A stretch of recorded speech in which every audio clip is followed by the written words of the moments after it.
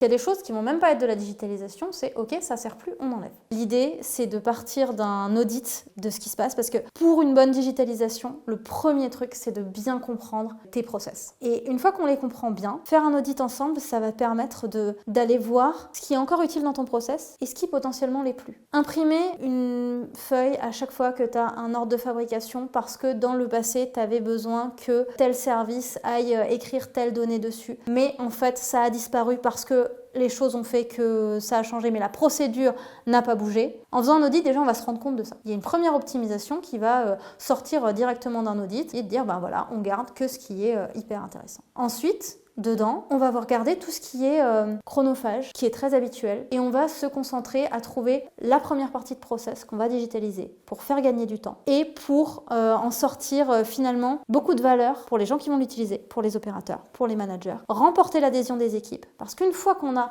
un premier bout qui est mis en place et dont les gens sont contents, en fait, les idées vont fuser. Et on va de plus en plus améliorer la performance de ligne parce que les gens se seront appropriés l'outil et ils vont voir comment ils peuvent s'en servir et ce qu'ils peuvent en tirer dans le futur.